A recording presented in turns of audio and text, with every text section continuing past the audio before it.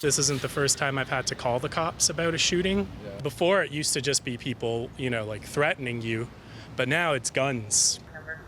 And it's not just his downtown neighborhood that is dealing with the violence either. Shootings are up all over, from the downtown core to the suburbs. There have already been over 200 shooting incidents across Toronto, and we are barely into July.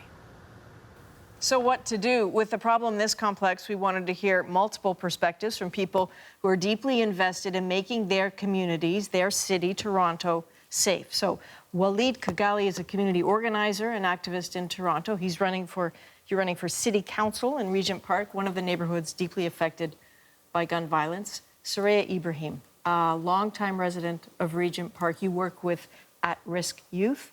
And Anjanette Hutchinson is a counselor and a gun violence survivor. So for that reason, Anjanette, I feel like we should start with you, because I'm wondering what was going through your mind this weekend as you kept hearing story after story of more gun violence here.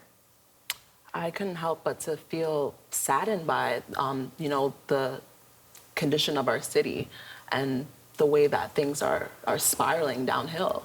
I feel like, we need to come together as a community. We need to come together to put an end to this. And you, Soraya, you see this all the time. I mean, unfortunately, you're in the position of having to plan some of the funerals for these young people. What is your instinct? Is it getting worse? Yes, unfortunately, the young people are getting younger. It's hard to support the moms who lost their kids and seeing them every day in the community and planning the funeral. Yeah, the kids are getting younger in elementary schools, grade 7 and 8. It's shocking to see the young people, how the confidence that they have on the song that they produce. It's very sad, and it's scary as well as a mom, and seeing those videos as well. And when you say the confidence they have with the songs they produce, you're talking about, videos for social media with lots of boasting, lots of guns. The language they use as well, and unfortunately, it's sad, and the language that they use, the confidence that they had in a way that there is no fear using those language. With your conversations with the police and the work that you do in 51 Division, I know the topic of guns comes up. What's your sense from the police and the people in the community about where these guns are coming from? Because I think there's no doubt that there are more of them, right? Yeah, I'm curious, how do they access those guns? And I was talking to one of our community police officer, and he said they are coming from US, from Buffalo, and they come with the car and they put it under the car. That's how they use the female to drive in to the city. Walid, what do you think when you hear Soraya say this? I think Soraya is articulating the concerns of many folks in the community, parents included. I think it's important for us to think about mentorship, think about employment opportunities in the community that will help, this young folks, gain access to meaningful employment. And I don't want more guns in our streets. I don't want more guns in Regent Park. I want to work with folks, not just, because the community is ready, but with folks at the city level to make sure that we address the systemic causes as to why we have an increase in gun violence. Okay, so you're talking systemic causes. The mayor today was talking about something different. Let's have a little listen to how he described what's happening. We have to redouble our efforts to make sure we get these gangsters, round them up, get them off the street. The police chief himself said this morning 90% of the shootings that are taking place are connected in some way or other to gangsters or their affiliates. Walid, what do you think of language like that?